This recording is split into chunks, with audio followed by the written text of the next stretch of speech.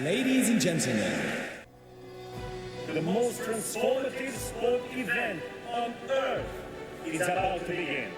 Those who are in the stadium are on their feet. It's just a long, niggly climb. Because it is desperation now. And there it is. Gold! What a result! Another remarkable athlete about to write another chapter in Paralympic history. Quiet, please. Hey. Bonjour and welcome to Day 8 of the Paris 2024 Paralympics on Keep the Flame Alive, the podcast for fans of the Olympics and Paralympics. I am your host, Jill Jarris, coming to you from the Hotel du Podcast. Joined as always by my lovely co-host, Alison Brown. Alison, bonjour, ça va? I think you're going to start writing the podcast on a legal pad. Because we've been having a lot of technical issues, and you're like, Andrea Joyce told me, the legal pad with a ballpoint pen is the way to go. Honest to Pete. My phone crapped out. The phone seems to be better.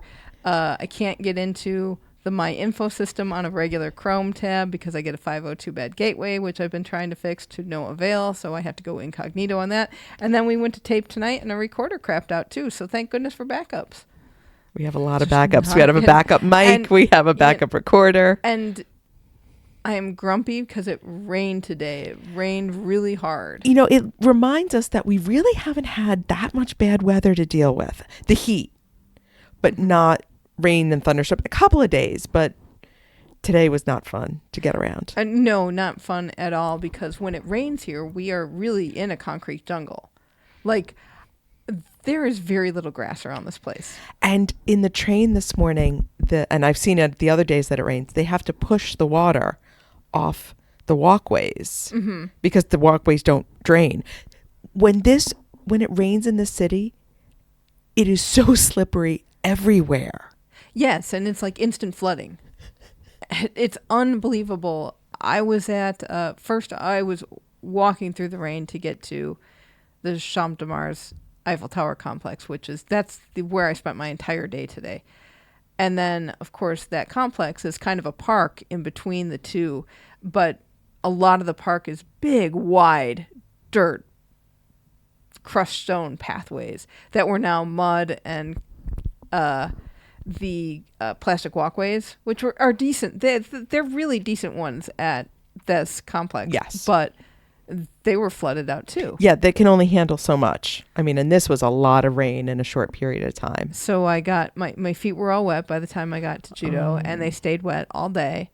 I did not bring my sweatshirt with me because I thought I don't want to get that soaked.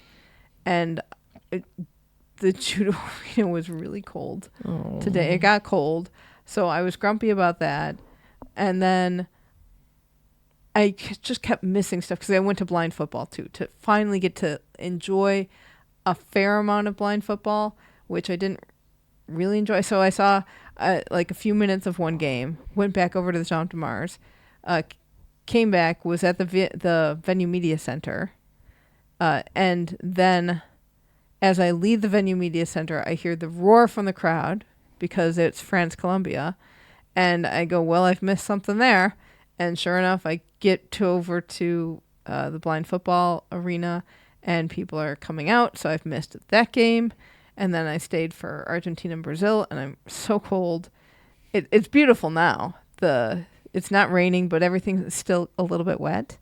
So you've got that, and it's cold, and I'm damp. Things are damp, and it was a good game. But I was like, I'm staying to see a goal. That's what I wanted to do. And then it went into shootout. Which was a very good shootout. I had it on here when I came back to the hotel room. But I'm cranky. How did you have a better day than me, please? I did. Good. And we will get to all of that. All right. Let's begin the Baguette. I would like to say kudos to the Cleveland Plain Dealer because I had a lot of table time today in the press tribunes. We don't always get a lot of table time, so I had enough time to look at the e-version of the paper, and they've been having every now and then Paralympic wrap-ups in the sports section or medal table standers. I know, and they also had an article on Brittany Mason, who is from Cleveland. She got silver in an athletics race. And I was impressed. I could not believe that. And we have seen Nick Mayhew on social call out Bleacher Report and ESPN for being at the Olympics and not being here. He's right. Yeah. I mean, we see it. Yeah, everybody cleared out. There are some people here, but not very many. Not comparatively. You know who didn't clear out? My friend Andrea Joyce. I know. Because you saw her today. I did see Andrea Joyce. She was with her people and working and chatting. And I was like, ooh, this is Andrea Joyce. But you actually talked with her. I did. I have her phone number. I know. So excited. I still can't believe that happened. And she was lovely to you. And I'm sure if I talked to her, she would have been lovely to me. I think she just is lovely. Hopefully she'll be on the show. Do you have anything cultural that happened to you today? No, I was going to go for the fancy ice cream that you were sending me to, but I couldn't do it in the rain because there's another island in the city that I didn't know about. And I couldn't walk over there because the whole street was flooded. And I said, no, thank you. I do love me some ice cream, but not that much. Right. So there is this really good ice cream place called Bertillon. And I could be mispronouncing that. It could be Bertillon or Bilter. I don't even know. But Ben and I were told about that. And we couldn't go because they were closed for like vacation. I think they were closed all of August. It could have been. Because even when we got to our hotel, which is relatively close, they were still not open. Correct. So I think that has just come to pass this week that they are back open. And they are open for very limited days, very limited hours. Right. 10 to 8, like Wednesday through... I think it's 10 to 6. Oh, my gosh. Wow. And so they have... The ice cream is delicious because you will find it at different restaurants in the city. And Ben and I had stumbled upon a restaurant, and he was like, this is the best ice cream I have ever had. And it is really, really good. And they do other inventive things because we had like chocolate and vanilla and we were perfectly happy. So you know how bad the rain was because I didn't traverse it to get the best ice cream that Ben has ever had. So it was a floody kind of day. Yeah. And I will tell you, when it rains, we are in a concrete jungle. Like, they don't have much in the way of grass. It's really strange, I think. They've got all these gardens around here and there, and all of the gardens also have massively wide crushed stone paths that instantly turn into mud. And I was in the Champ de Mars Eiffel Tower complex today, and it was a nightmare. That's how I got my super wet shoes. I'm sorry. Also trying to jump across rivers in the gutter because there's nowhere for the water to drain. I'm sorry. What volunteer job or officiating job would you like to do today? So I went to sitting volleyball and I had a few options. So one was the prosthetic handler. So with a rolling basket. So that combined my love of a rolling basket and the handling of prosthetics. So she lined them up in the basket because they switch sides. Right, and they need to have them rolled over. And so she was rolling the prosthetic cart back and forth if the players... Generally, they don't put their prosthetic back on. One woman I noticed when she wasn't playing kept her prosthetic on. I guess that's just how she's comfortable. Most of them don't. But she was Johnny on the spot with the prosthetics. The second option would be there were 2 cameras set up shooting the spectators. And there's a hype woman. There was a volunteer who was being a hype woman for the crowd for the cameraman. Nice. I said, that's a nice gig. It is a nice gig. She was working with the Brazilian crowd. Oh, well. So she didn't have to do a heck of a lot. No, it's a simple job when you got the Brazilians around. I was at judo, first day for judo. First day, second day. It's early on in the judo competition.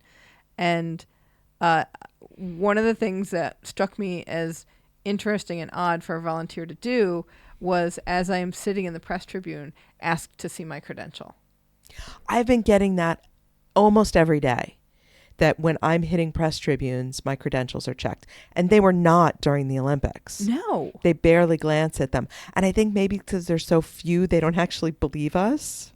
Maybe not. And or because in judo, there are regular fans kind of intermingled, and also, people from not sitting volleyball, blind soccer were coming over into the press tribune to take pictures in front of the Eiffel Tower because it's a beautiful shot, and they got shooed away. But, if I have a computer and all of my stuff laid out, plus like 2 meals, what makes you think that I shouldn't be there? Well, it also seems, because I've seen this happen, which type of press determines which table you're at. That's very true. So I sat in the normal press tribune, and then someone who had a press pass sat next to me, but not the right kind. Oh. I think he was press for the Federation, and he got shooed away from my table. Yeah, because they have a special table. Yes. That's clearly marked. So I don't know, but it was strange to me, especially coming in just a few days before we close. It's strange that, and I know they've shrunk a lot of the tribunes, but you would have thought that during the Olympics, that would have been the time to be really strict and check. Today in wheelchair basketball, my credential got checked frequently, like each step of the way. Maybe it's because I had a lot of stuff and they couldn't see it quite so clearly. Oh. Maybe that's the issue. Maybe we're wearing too many clothes. We'll just go naked and wear the credential. Oh, man. Nobody wants to see that. Oh, boy.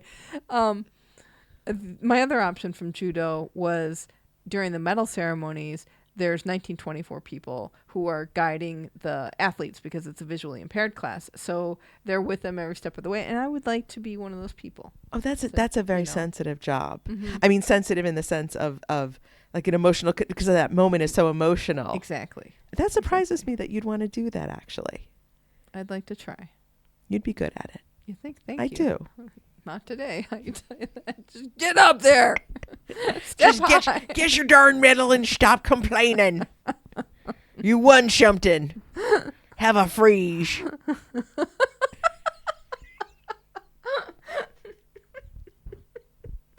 What 1980s person are you imitating today? Thank you so much, by the way, to listener Patrick for posting the Dennis Eckersley video to our Facebook page. I really appreciated that. Do you know how much love Dennis Eckersley got on our Facebook page today? I hope a lot. He's the next Olympian. And I so appreciated that people knew who he was and that I'm not that old.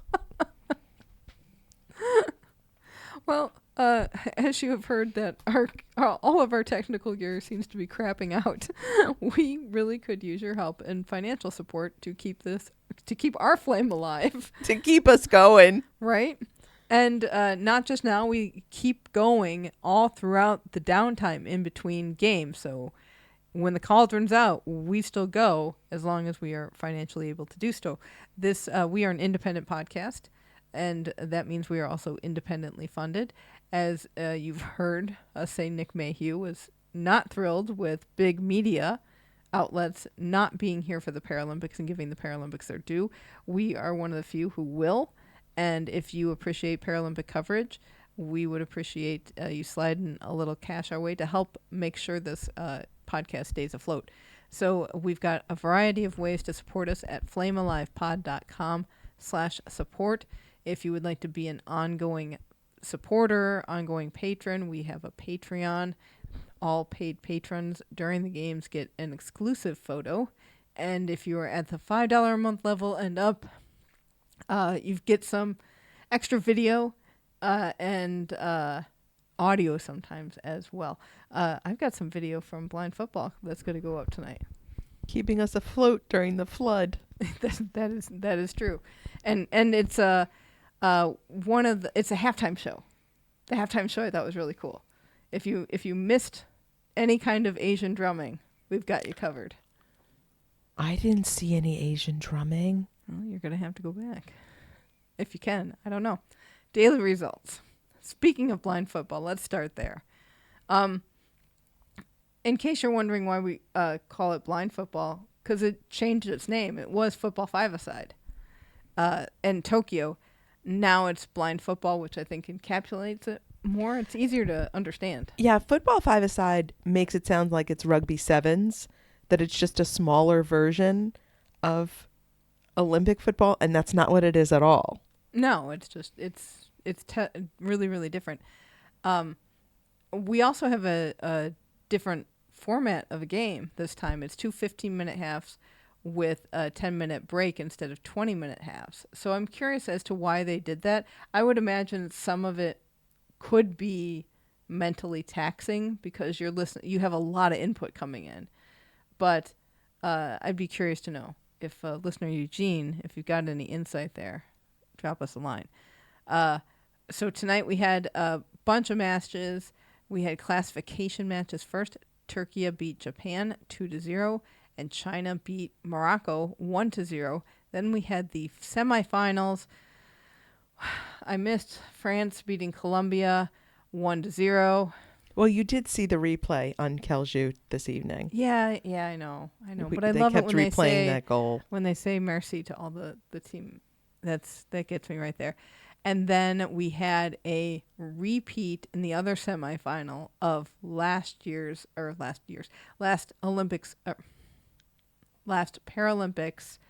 gold medal match, and that was Brazil and Argentina. Last time Brazil won, this time Argentina won. In a shootout. Yes, and I was there for this game. It was really exciting, a really fast game. Really amazing ball handling from these two. And 0-0 got to the end. And then it was a 4-3 shootout, I believe, for Argentina to take the victory. Let me ask you this, because I saw Colombia and Argentina. Mm-hmm. And you saw Argentina and Brazil. Did you get that this is a South American soccer game feel? Oh, yeah. Yes, right? Yeah. Silent wave kept going around the stadium, and then when play stopped, it would get loud again, and then it would be like, then everyone would quiet down. It was a lot of fun, even though the stadium wasn't super full. It was pretty full. I was impressed that there were as many people that were there on a crummy night on a weekday, but I think this country or this city has really embraced blind football as a sport, and I think that's really cool. Everyone's having a good time except the poor Brazilians tonight.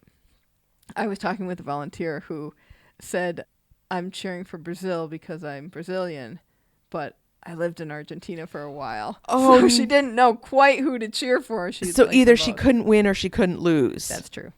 But a lot of fun. So we will see France and Argentina battle it out for the gold medal. That will be amazing. And then Colombia and Brazil will play for the bronze, and I believe that's Colombia's first time in the tournament. So that's going to be really nice that they've done so well in this sport. In Boccia, we had some mixed team and mixed pair medals happening today. So the mixed team BC1 and BC2 class, gold went to China's Lang Zijian, Yang Ziqiang, and Zhang Qi.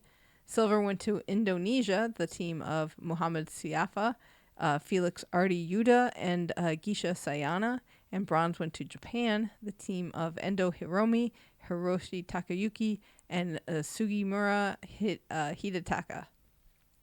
In the mixed pair BC class, BC3. I'm sorry, thank you. Gold went to Hong Kong, the team of Ho Huen K with ramp operator Lee Wing Kit, and Tsai Tak Wa, ramp operator La Wai Ki. Silver went to Korea, the team of Jung Ho Wan with ramp operator Kim Seung Kim, and Kang Sung Hee with ramp operator Park Seol. And then Argentina took the bronze, the team of Stefania Ferrando with ramp operator Juan Ferreira, and Rodrigo Romero with ramp operator Leandro Viagra. And then we had the mixed pair BC4 class, which our Alison Levine is in. Gold went to Colombia. Chica, chica, chica, chica. That's right. Edison and Lady. They are won. brother and sister. Silver went to Hong Kong's Chung Wen and Lung Yuk Win. And bronze went to Pomchuk Larpian and Nuanchan Fonsilla from Thailand, which means They beat Alison Levine and Yulian Shibano 6-1. And it was pretty decisive. I mean, going through the ends, it's 0-1, 0-1, 0-3, 0-1. So consistently throughout, they just got a score, a score, a score. You know, there weren't any really dramatic moments. It was just that kind of slow drip to beat them. that's tough. We're sorry, Alison. It's not been what you hoped for a game. So hopefully you've had fun in other ways, though. I will say that. We'll hopefully be touching base with you soon to see what you think. And in Goalball, we had we had medal matches today. Today, Goalball ended. For the men, Japan beat Ukraine 4-3 for the gold, and then Brazil beat China 5-3 for the bronze. And then in the women's tournament, Turkey beat Israel 8-3 for the gold medal, and then China beat Brazil 6-0 for the bronze. That Japan-Ukraine game went into overtime. Wow. It was very, very close. The Paralympics official account was posting on Threads when I happened to be on it during this game, and they posted a picture of the Frige biting his fingers because this game was so incredibly close. Wow. Nice way to end it, though. Like, It's seriously. been a great tournament. In para-archery, we had the mixed team recurve open, gold to Italy, silver to Turkey, and bronze to Slovenia. Then over in para-athletics, we have a lot of stuff going on, as per usual. We had several women's shot put classes. So we start with F35, which is moderate affected movement and coordination of legs. Gold goes to Maria Pomazan from Ukraine, silver to Wang Jun from China, and bronze to Anna Nicholson from Great Britain. Then we have the F57 class. That's affects the legs or feet. Gold goes to Saifa Jalal from Algeria with a Paralympic record. Silver to Zhu Mian from China, and bronze to Nassima Saifi from Algeria. I heard Algeria's national anthem today. They've done some cleaning up today. Nice. In the women's shot put F64 class, which is another lower leg impairment, gold to China's Yao Huan, silver to Ariel Middleton from USA, who got a personal best, and bronze to Yang Hui from China. In the F33, how many shot puts are we having today? Wow. There's more because the men had some shot put too. Wow. Women's shot put F33 class, which is affects the whole body. Gold to China's Wu Qing with the Paralympic record. Silver to Gilda Guadalupe Cotavera from Mexico. And bronze to Svetlana Krivenak from Neutral Athletes with a personal best. In the men, they had the F35 class, which is a leg class. Gold goes to Kusnadin Norbakov from Uzbekistan with a Paralympic record. Silver to Hernan Emmanuel Ura from Argentina. And bronze to Sayed Alashgar Javan Mardi from Iran. In men's discus, they had two different classes today. First, we had the F11, which is a visually impaired class. Gold to One Tapia from Italy. Silver to Hassan Bajulvand from Iran with the personal best, and bronze to Alvaro del Amocano from Spain, who also got a personal best. And then we have the F64 class, which is the absence of one leg below the knee. Gold to Jeremy Campbell from U.S. with the Paralympic record. Silver to Akeem Stewart from Trinidad and Tobago, and bronze to David Blair from the U.S. And then last throwing event today was the men's javelin F13 class, which is a visually impaired class. Gold to Daniel Pembroke from Great Britain with a world record. Silver to Ali Perouge from Iran, and bronze to Uliser Aguilera Cruz from Cuba. I happened to see this on the TV while we were sitting here, and I didn't realize it was, because obviously our TV's in French and I didn't get all of it. I didn't realize it was a a visual class. Oh. Because these guys were throwing that javelin like it was nothing. It was a really good competition. So I am not surprised that there was a world record. In jumps, we have 2 women's long jump classes. We have the T38, which is lower limb impairment or one side or all body. Gold goes to Luca Eckler from Hungary, who got a personal best. Silver to Nela Moose from Germany with a personal best. And bronze to Karen Tatiana Palomic Moreno from Colombia. And in the T63 class, which is missing one leg above the knee, gold goes to Vanessa Lowe from Australia with a world record. Silver to Martina Caironi from Italy. And bronze to Elena Kratter from Switzerland. On the track, we have a men's 100 T11 class, a visually impaired class with the guide runner. Gold to Anastasio Gavalis from Greece with his guide Yannis Nafantopoulos. Silver goes to Timothy Adolphe from France with his guide Charles Renaud. And bronze to China's Ding Dong Dong with guide Lian Jia Gang. We saw this on Kelju, or the end of the evening coverage. Yes, because Timothée, as a France medalist, appeared on Kelju this evening. That's right. We've discussed and by we I mean I have decided that the host name is Carolyn Minot. Caroline Minot. In the men's 400 meter, we also have 2 different visual impairment classes with different levels of vision ability. In the T12, gold goes to Mounsef Bouja from Morocco, silver to Noah Malone from the U.S., and bronze to Roué Jababli from Tunisia.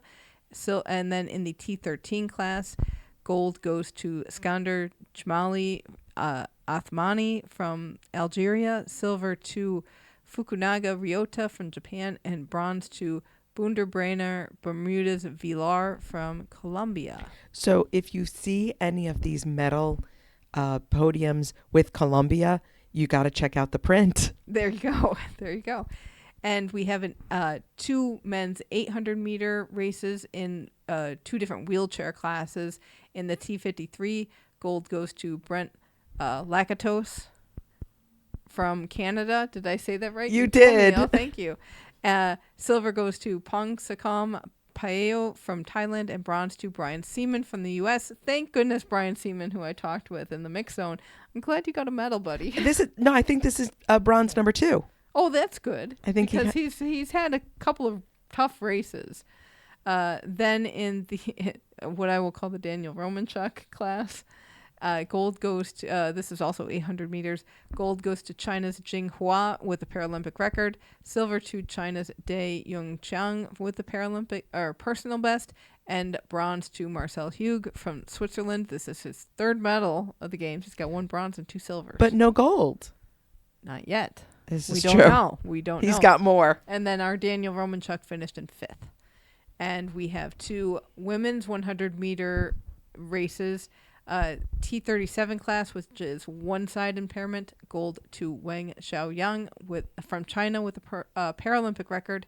Silver to Taylor Swanson from the U.S. and bronze to Jaylene Roberts from the U.S. Then we have the T12 class, which is a visual impairment. Gold to Omara Durand Elias from Cuba with guide Uniel Kindelan Vargas. I recognize that name, I think. Maybe an Olympian. I don't know. I'll look it up right now. Then silver goes to Oksana Botrchuk from Ukraine with guide Mikita Barbanov. And bronze to Katrine Müller-Rothgart from Germany with guide Noel Philippe Fiener. And then we have a couple of women's 400 meter races. They are both in wheelchair classes. Gold in the T53 goes to Catherine de Bruyne with a Paralympic record. This is her 5th medal of the game. She has this is the de Bruyne class. Yeah, this is the de Bruyne class. 4 golds and 1 silver for her so far. Silver goes to Samantha Kinghorn from Great Britain, and bronze to Zhao Hongjuan, I'm guessing from China. And then in the T54 class, gold to Leah Bayakula from Belgium, silver to Manuela Scher from Switzerland, and bronze to China's Zhao Chang. This is Tatiana McFadden's class. So she originally won bronze and did all the pictures and did all the celebrations, and then was DQ'd for a lane infringement. Ouch. That's not fun to deal with. Moving over to paracycling road. If you think you didn't want it to rain today, I have a whole bunch of people who wanted it to not rain more than we did. Yeah, I'm with you on that. These So, poor people. Most of these races were postponed and started later than they were supposed to, because when we got up this morning, there was lightning. Yeah, and they can't do that. You can't do that. But once there's no more lightning, they don't care that it's pouring. And we saw some crashes on the replays. I think just because, going back to what you said, concrete jungle, flooding, Cobblestones probably. Cobblestones. Everything is very slippery. I don't know what this city is made of. But everywhere I walked today, I thought I was going to take a header. Well, let's just keep up with the 80s reference, because we built this city on slip and slides. We built this city. So be careful. We're going to have to pay royalties if you keep singing. We built this city. So this was a rough day for racing for all the cyclists. So we had all hand cycling today. So men's H1-2 road race, gold to Florian Joanny from France. So that made big headlines here. Kelju appearance, of course. Silver to Sergio Garote Munoz from Spain, and bronze to Luca Mazzoni from Italy. In the H3, gold to Mathieu Bosredon from France, silver to Johan Quale from France, and bronze to Mirko Testa from Italy. France. I know. It was a good day for France on the cycles. In the H4, gold to Jetse Plaat from Netherlands, silver to Thomas Fruvert from Austria, and bronze to Rafael Vilk from Poland. In the H5, we had gold going to Mitch Valise from Netherlands, silver to Loic Vergniaud from France, and bronze to Pavlo Bal from Ukraine. And then the women had a combined H1 through 4 class. Gold to Lauren Parker from Australia, silver to Jeanette Jansen from Netherlands, and bronze to Annika Zayen-Giles from Germany. Jansen, silver medalist, got lost in the woods. I don't know quite how this... I do know how this happens. There were signs on where to go until there weren't. That's my guess. And the volunteers weren't there to point her in the right direction. Right. But she managed to get back on track and get the silver, so good for her. And then in the women's H5 class, this is the Oksana Masters class. She won gold for the U.S. Silver went to Sun Bian from China, and bronze went to Anna Maria Vitilaru from Italy. Parajudo, where I was at. You were hanging out there today. What did you think? I figured out how to watch judo. And that is pick one mat and use your binoculars, because then you focus on that one mat. And it was a lot easier. Yeah, because I can see how the distractions happen. This looked like able-bodied judo, for sure. Parajudo is only a visually impaired sport. And when we talked with Liana, we were talking about parajudo. There's... in the setup, they had to put the hands on each other, and we were like, ooh, somebody else put your hand, because we were told that the ref puts the hands on, and that seemed a little weird. No. The ref is really hands off. So what they do is when they go on to the mats, they offer elbows, and the athletes take the elbow. Some of them need the class that Liana is in. There's J1 and J2. Her class has big red dots on their name, that's the name sticker on the back of their gi, and that signifies that they need a guide or may really need a guide. So for those classes, they'll have the referee stick their elbows out. They can take the elbows. When they get ready, the athletes take each other's gis, and if they're in the wrong position, the ref will just tap them. So it's more of a guiding thing than it is, I'm going to put your hands where they're supposed to be.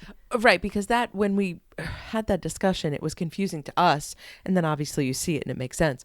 But the idea that there was so much guidance as to make the competition not as competitive, and that doesn't sound like that's what's happening. No. Everybody knew where to go, so that wasn't a big deal.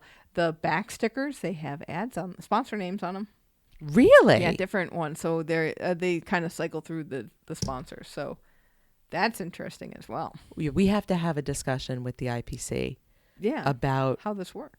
How this worked with the agreement with the Olympics and how it's working going forward. Because it feels like a lot. It feels like a lot of, the more venues I go to, the more events I see, it feels like a lot of sponsor names in a lot of places. I do see more and more sponsor names, but it still feels to me as very tasteful. It's not, I remember it vividly from Pyeongchang 2018 in the shift from Olympics to Paralympics, because the sponsor names were everywhere. And this, I feel that, they're on the track. They're on the venue. They may be a couple other places, but they're on the courts. Yeah, they're on the court. Which I find very obvious. So I'm very curious how this worked. All right, in judo, we had men's up to 60 kilograms for the J1 class. Gold went to Abdelkader Bomer from Algeria. Silver to Sayed Maysam Bantaba Khorram Abadi from Iran. And bronzes, because this is another one where they have 2 bronze medals. Bronzes went to Venezuela's Marcos Dennis Blanco and India's Kapil Parmar. In the up to 60 kilograms J2 class, gold went to Sherzad Namazov from Uzbekistan, silver to Zurab Zurabani from Georgia, and bronzes to Ishak Wolkoldier and from Algeria, and David Korava from Ukraine. Ukraine was on the podium a lot today. And Algeria, apparently. Yes, and Algeria. But it was a pretty emotional day for Ukraine. In the women's up to 48 kilograms for the J1 class, gold went to Ukraine's Natalia Nikolaichik. Silver went to Hangai Shizuka from Japan. Bronzes went to Rosikleta Silva de Andraja and Turkey's Echem Tanzan Kavdar. All of these matches were won by Ippon fairly quickly, which is when they flip them over on their back and the match is over. Oh, yes. Where I didn't know what had happened and all of a sudden the match is over. Yes, exactly. That's this. And in the women's up to 48 kilogram J2 class, this is the class with Sandrine Martinet from France, and she's 41 years old. This is her 6th games. She is the first French judoka to get 4 medals. I walked into... First off, she won very well in her quarterfinal and semifinals. In the semifinals, it was a golden score, which means overtime, and first one to score wins. So that's always tough when you have that happen. But then when she was leaving the mat, they played "There She Goes." Oh, wow. Yeah. That was really, really cute. And then for the medal round matches, bronzes were first. So they had bronzes. I'm going to do this in backwards order. Bronzes went to Kahid Eke from Turkey and Li Qing from China. Gold medal match. This felt like a changing of the guard to me, because Martinet is 41 years old. The gold medal winner that she faced. Oh wait, I spoiled it for you. She faced Akamar Naubek from Kazakhstan, who's 25 years old. It's that generational change that she probably, Martinet was probably her judo hero, and now she defeats her in that match. And it really, Naubek was really strong. You could see the drive in her, and not that Sandrine didn't have it, but it was really impressive. I walked into the final session and saw something I had not seen before, which is they have fan sections in every venue for the French fans to be super French fans. And if you've seen on television the giant heads, that's the special fan zone where they give them the giant heads and banners and sometimes flags, noisemakers. They really are supposed to get into it. And it doesn't take much for the French to get into it. But I walk into the venue, every seat has a flag on it. And I was just blown away. Did you snag a flag? No, because I wasn't in a seat and I didn't want to take somebody's flag away from them. I'm ashamed. I'm ashamed of your lack of crime activity. That would have been a good crime. Next time, I guess. Then we had the J1 class in the up to 57 kilograms, which is our Liana Mutia's class. Liana had really good bouts in leading up to the finals. Her first bout, she got her opponent in Ippon in 7 seconds. It was really like over before you knew what was happening. Her second opponent was harder. She faced did it last 8 seconds? No. It went the full time. Oh, nice. She faced Angela Havrysyuk from Ukraine. She won by Waza-Ari, Liana did, which means that she just got 1 point. She got part of a shoulder down. And that came at the very end of the bout. And Havrysyuk had a little bit more height on Liana, so it was really hard for Liana to get in leg sweeps and do that, but she ended up winning. Got to the medal round. Liana gets behind quickly because the woman she was facing was Shi Yi-che, and Shi got her down pretty quickly and got a point, and then not too long after that got Ippon. The cool thing was like Liana was all smiles. It looked like they were buddies off the mat, and lifted her up in the air and swung her around.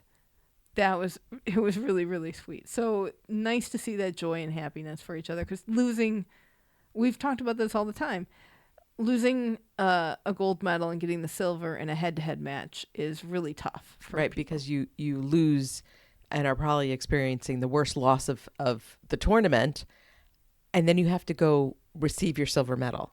Right. And you want to be happy about the silver medal, because it's still a silver medal. You still beat everybody else, but you lost in this moment right before.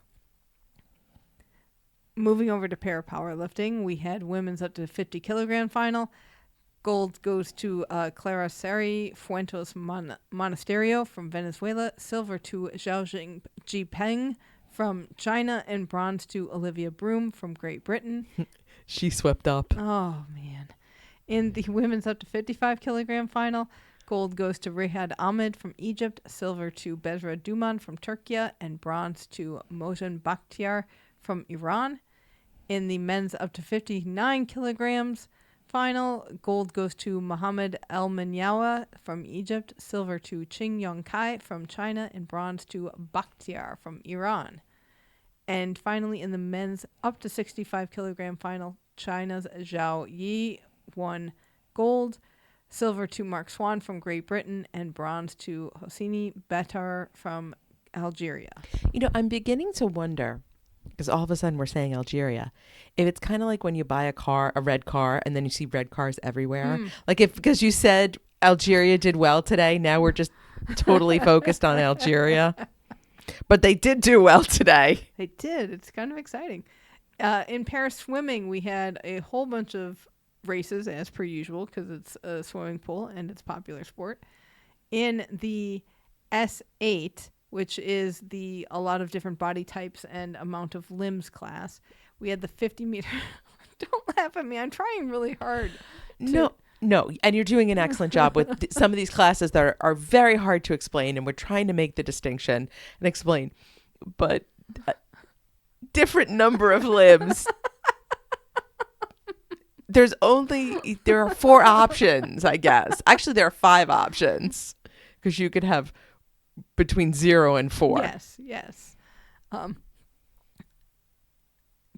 In the 50 meter free for the women, gold goes to Alice Tai from Great Britain. Silver to Cecilia Kathleen Geronimo Araujo from Brazil, and bronze to Victoria Ischilova from neutral athletes. Our Mackenzie Cohen was in this race but placed 12th and did not make the finals. In the S5 class, which is moderately affected coordination, can mean absence of limbs as well. Men's 50-meter freestyle, gold goes to Guojing Chen, from China, who got a world record. Silver to Huan Huiyi from China, and bronze to, China swept the podium.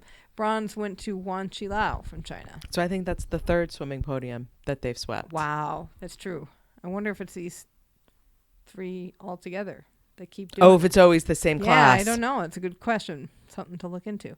In the S6 class, which is a one-side impairment, men's 100-meter freestyle, gold goes to Antonia Fountain from Italy with a Paralympic record.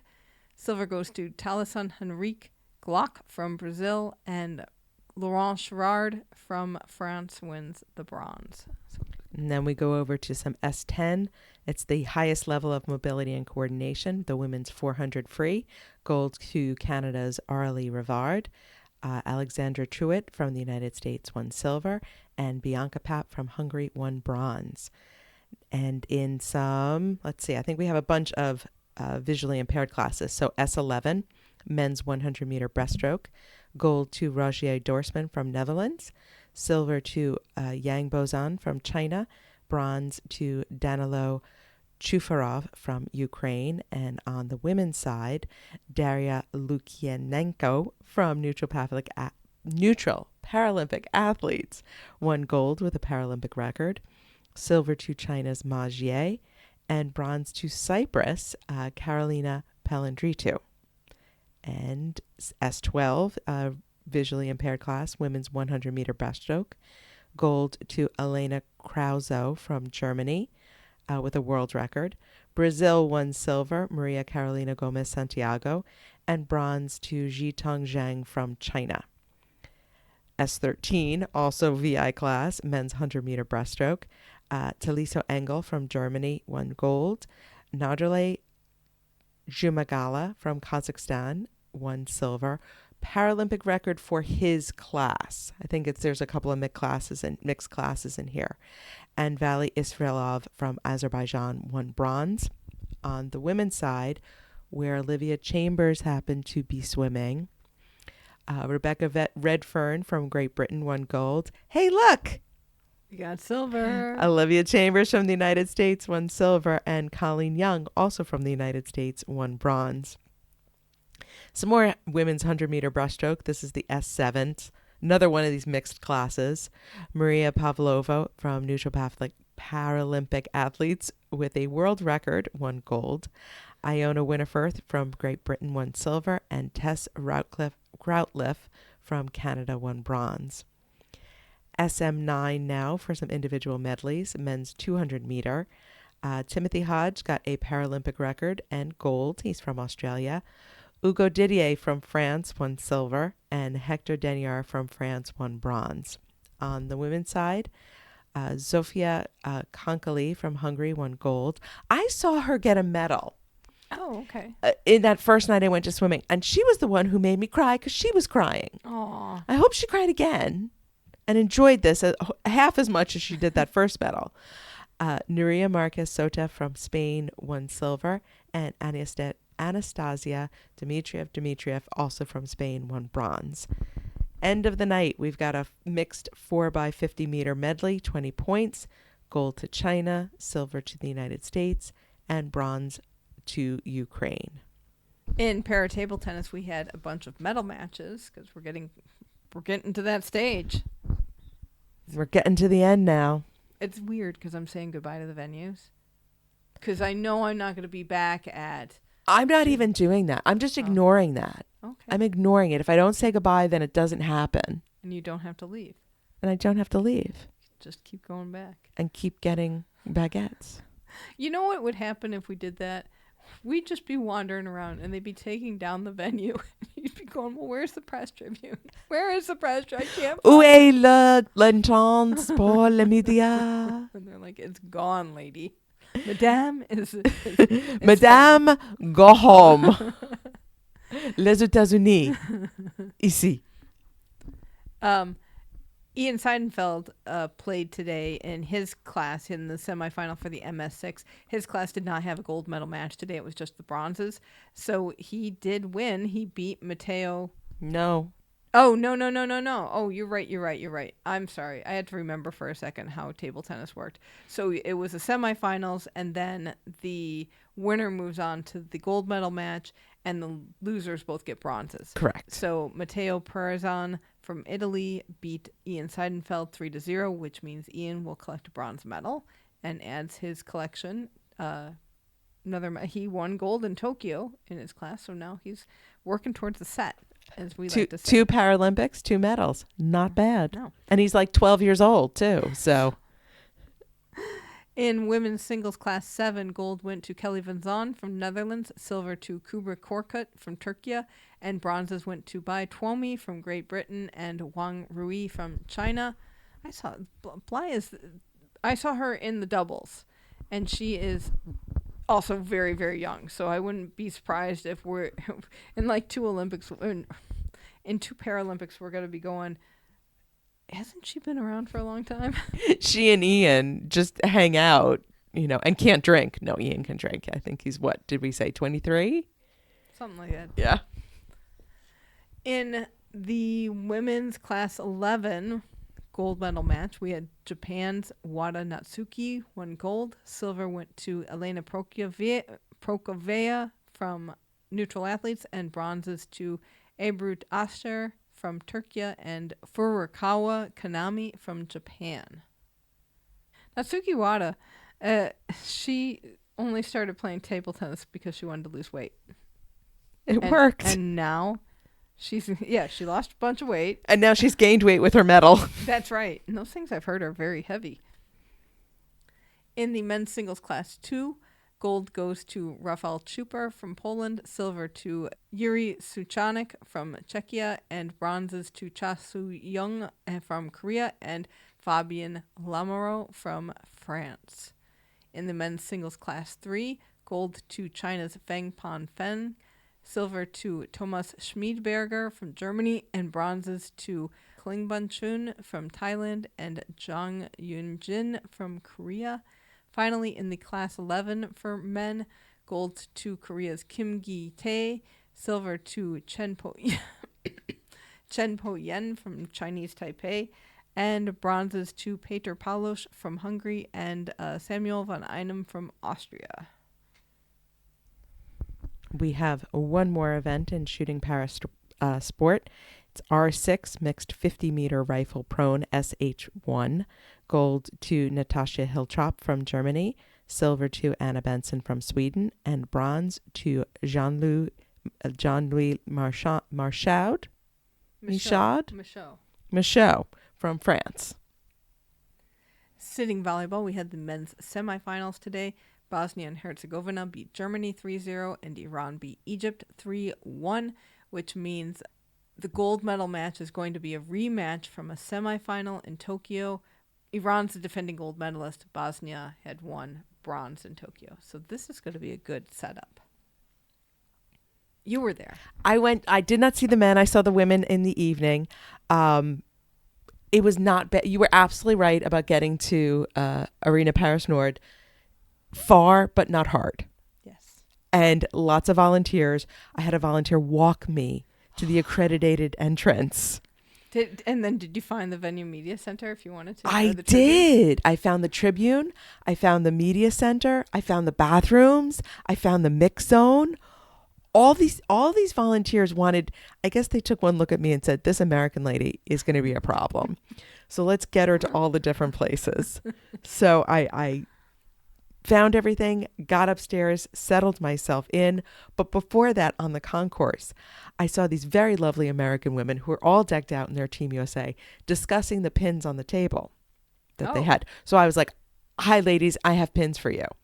So it ended up being Bethany Zumo's mom and sisters and family. So hi, Zumos, because now we're all best friends. We had a lovely chat and discussed pins. They did a give it a go session. Oh, I love those. Where you could come down and first they tried to serve and then you could play. The other reporter and I were kind of trying to get each other to go do this because we both kind of wanted to, but we said, I think this may be unprofessional for us to go give it a go, but we should have. Was anybody giving it a go? Many people were giving it a go. And this was a good 45 minutes before Really? the match started. So there was a good number of people, even though the stadium was it's arena, it's small, was not even a quarter full yet. They were all on the court giving it a try. Well, that's nice that everybody wants to try it out and see what it's like. Chuck Aoki showed up. Nice. I didn't embarrass myself and wave at him, but he has put his Paralympic cheerleader hat back on because his tournament is over. So now he is the biggest cheerleader for Team USA Paralympians. He is a big fan of Monster Block. Oh, I can imagine. He got into the Monster Block. And I want to see if you had this, because I also had this today at wheelchair basketball. The loud cam, where they try and get the crowd to be as loud as possible. And With they the have decibel level? With the decibel level. Yes, I have seen this. That hurt. You know why? Because now you have the little school children who love nothing more to do than to make that decibel level go as high as humanly possible. So both events I was at, it broke 100. No. Whoa. As did my eardrums. So a statistic that I just wanted to bring up, because Kaleo Kanahali McClay is one of our people. She's the best blocker in the tournament. Wow. Before this round. Wow. And I don't think that changed tonight because she had a game. Nice little game. Heather Erickson, I think, got Here Comes the Boom about 4 or 5 times. Boom. She just Boom. had Boom. some shots and some blocks that were really, really fantastic. And of course, the volleyball announcers in-house. Oh, they came out of their booths and were running around. Yeah. They are working very, very hard and doing just an amazing job. It's volleyball is such a fun experience. It was a half full arena. You wouldn't have known it. It was rocking. Didn't hurt that it was Brazil and the US. Brazil had a huge contingent. I was on the train with them, and they all had these bags. You know, they had their Brazil shirts, but they switched. Then they all had matching shirts, flags, a drum, face paint. And there had to be 25 of them at least. Oh, nice. There was a very large Brazilian contingent, which made it that much more fun. Tight match. U.S. had some trouble in the second set. I got to talk to Lora Webster after. We're trying to throw that on the end of the show. She talked about that the U.S. made a lot of mistakes in that second set. But they bounced back. They won. U.S. won 3-1, so they will be in the gold medal match on Saturday against China, who defeated Canada in the second semifinal. Then you were also at wheelchair basketball. I did. I ended up going to the classification matches in the morning, which you think wouldn't be very exciting. Oh, no. Come on. That's a lie, because these were early-ish in the morning, so there were a ton of school groups there. France was not playing, and I think different kids and different schools were either assigned or chose who they were going to cheer for. Oh, interesting. Because my favorite part was when they started saying "Allez les Bleus," but France is not on the court. But it's what you say to cheer your team on. Well, it was funny because when in Judo, when Sandrine was up there, it was like "Allez la bleu." It wasn't. It was just like, oh, we only have one blue to cheer for. But they really were into, and they definitely broke the decibel meter. You've got that tone and that look. Like it really hurt. You've had a kid's birthday party at your house. And I'm cleaning cake out of the couch. I had a thought, and I wanted your opinion. Do you think there's only one of those floors, and they brought it down from Lille and reinstalled it into Bercy? I wouldn't be surprised. Because it's beautiful. It is beautiful. It's really stunning. Really distinctive with that sort of burnt imprint wood look to it. And I would think it would be pretty expensive, given, what we've heard from Gerflor about what these kind of floors cost. So why would you have two if you only use one at a time? Could be. I wouldn't be surprised if it wasn't. Those kind of floors, I think, are easier to install than we think because they have so many basketball and hockey arenas in the U.S. together. So they know how to make floors that install pretty quickly. So to make that turnover happen. But this is not hockey arena country. No, but I would mean that Gerflor would know how to make a floor that's quick to install. I did love wheelchair basketball in Isn't person. it fun? I did. It was a great, it was everything that I love about basketball. It was great shot making, great passing, great ball handling. And these are classification matches. So these are the teams that are not going for the medals. And yet I had a grand old time up there. Excellent. Hanging by the edge of my seat for my dear life in Bercy Arena Press Tribune. Oh, you were way up there? Well, Did you go up to the balcony? Because you can go down. there was no table. Okay. They've taken away a lot of the down. Oh, okay. At least it seemed to be, or maybe the volunteer was very interested in my credential. It was another one of my credential situations. So I sat where he told me to sit. Oh, okay. At the matches that I saw, Great Britain beat Japan 67-55. Germany beat Spain 51-45. There was a men's qualification match later in the day. Netherlands beat France 72-63. Then there was this little tiny match, the other men's semifinal. Whoa, I just looked at the score. So Brian Bell and the American men beat the Canadians 80-43. Wow. And as we said the other day, this is the first time that Canada has made the semi since 2012. So it's a big deal for them. But boy, did we give them a little talking to. Yeah. Saturday will be the medal matches for the men. Great Britain and the United States will go for gold. Great Britain's undefeated in this tournament. Ooh, and so is the U.S. Exactly. So somebody's losing today on Saturday. In wheelchair fencing, we had team events today for the foil, so women's foil team. China got gold, silver went to Hungary, bronze went to Italy. So that means Bebe Vio gets 2 medals today, this games. Ellen Geddes and Team USA were defeated by Italy in the quarterfinals, 45-16. I believe she said on Instagram that they did really well for where they're at compared to other countries in the world. So she was pretty happy with those results. For the men, gold went to China, silver to Great Britain, and bronze to France. And finally, we have some wheelchair tennis. Ota Taquito and Alfie Hewitt in the men's singles won their matches for the semifinal, so they will be facing off for the gold medal. Yes. Doesn't it make you want, Alfie Hewitt makes you want to go back out to Roland Garros, right? It does, but then there's also the sitting volleyball and the basketball, and there's only so many places I can be at once. Women's doubles finished up, gold to Japan's. Wait, what? Yeah, Wow, this is a surprise. I was going to get there.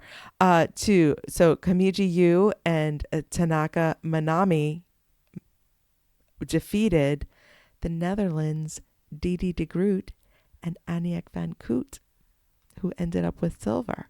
It was a huge upset. That is an upset. And it was 6-4, 7-6. It was a tight close, match, yeah. but not an insane match where you're thinking, oh my goodness, there's no way that this can happen. Bronze went to Giao Lu Yao and Wang Zhiying from China. And then we had the finishing up of the quad singles. In the bronze medal match, Guy Sasson from Israel defeated Ahmet Kaplan from Turkey. And we have the doubles partner, Sam Schroeder and Niels Vink, playing each other for the gold medal. Niels Vink defeated Sam Schroeder 6-love, 6-1. Wow, that's pretty handily. It was that nasty little drop shot of his. Oh. I don't know if that's true, but I just like to think it is. So yeah. even though he's cut his hair since Tokyo, he cut his ponytail, he has not lost his strength.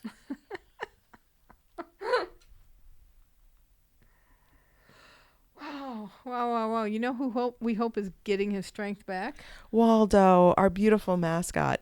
So Waldo is a big fan of cat TV with smell-o-vision, which is actually just opening the window. I'm particularly fond of this because we call our sliding glass door Puppy TV. Oh, nice. So I'm glad to see that there are other pet parents who do this. So Waldo, I appreciate this. And there's so much entertainment of birds and chipmunks and things that can be gleaned. Sure. Special thanks to listener Cindy for opening the window for Waldo and sharing him with TKFLASTAN, and for supporting our Kickstarter campaign that got us to Paris. We did well in the medal. It's not a bad day. So we ended up with 2 more golds and a bronze, 2 more silvers, and a bronze. So 9 golds, 5 silvers, 3 bronzes. Nice. We'll have to see where we're ranked on the official medal standing. You know, it's not good. Well, I think we're in the 20s. That's not bad. Hey, I will take that. And we still have we have a couple of team people, so we got more chances and opportunities. Who is competing next? Justin Fongsavon throws in the men's F54 javelin. Samantha Bosco rides one more time in the women's C4 to 5 road race. And Ellen Geddes is back fencing in the women's épée category B. And that's going to do it for this episode. Special thank you to our researcher, Elizabeth Emery. And if you want to get in touch with us while we are in Paris, you can find us on X, YouTube, and Instagram at FlameAlivePod. Send us an email at flamealivepod@gmail.com. Call or text us at 208-352-6348. That's 208-FLAME-IT. Chat with us and other fans on our Facebook group, and find clips of Dennis Eckersley on Keep the Flame Alive podcast. Hope you find clips of Jefferson airplane, Starship now, right? I think, Patrick? I don't know. Keep that 80s thing going. And to get our special daily Games Time newsletter, sign up at our website, flamealivepod.com. And join us again tomorrow for more action from Paris and hopefully better weather so that Jill ain't so grumpy. Please tell a friend about the show and hang out with us in the Facebook group because it is fun there. Thank you so much for listening, and until tomorrow, keep the flame alive. Lora. Hi. Oh, I love your scarf. I'm so gross. Oh, that's okay. Congratulations. Thank Beautiful. you very much. Made it interesting. Yes, we love to do that. What went right? What went wrong? Let's start with what went right. What went right was that we recovered from set 2. Set 2 was all errors on our side, and games like that happen. That's what's so fun about volleyball, is that it's such a momentum shift, and you can be playing awesome in one set, and the next one you come out, it's like the start cloud, and you just can't figure it out. Like, weird things happen. We had funky stuff happen. So the fact that we bounced back from set 2 and played the way that we played in set 3 and 4 just goes to show what kind of a team we are. We've really worked on our mental toughness, and we don't let those mistakes eat away at us. Like a lot of teams it can happen. It's totally like a mental game. And so our mental stamina is what got us through that match. I saw the momentum shift after that second set. Yep. How is that feeling on the court when you're feeling those sways back and forth, and you've got to manage that and keep it steady? So I think it really helps that there's so many veterans on the team. We've played these games before, and we also know what we're capable of, and we also know that sometimes there's just games like that, and there's no matter what you do and sometimes try too hard to make it right, those games happen. And like literally you just have to be like, can we just fast forward and get it over with and move on? But we've got to play it. And we made such a comeback at the end of that second set. And so, we were dealing with, whenever you're trying to make a run and then you have a call that you disagree with, you're just like, oh my gosh, you know how hard we're trying. So, but those kind of moments are what makes a strong team. So that kind of adversity on the court is what we kind of go against. That's sometimes you're fighting against not only yourself, but outside sources. And so we really just, we know what we're doing. And when you have an old team like us, you know how to get yourself out of it. Who got to come to see you this time around? Or is everybody in school? 2 of my older kids started a new school, so my husband is sacrificing his time here. He was supposed to be on a flight tonight, and he changed his flight to come. He's going to be here for literally 30 hours, but he's coming for that final. He believed in us to get there, and so he's literally coming for the game. I'm going to kiss him, and then he's going home because our kids have school on Monday. I thought of it today. I'm like, there's nobody here. Well, we're here. Thank you. And we feel it, and I tell you that wholeheartedly we feel it, so thank you for being here for us. Excellent.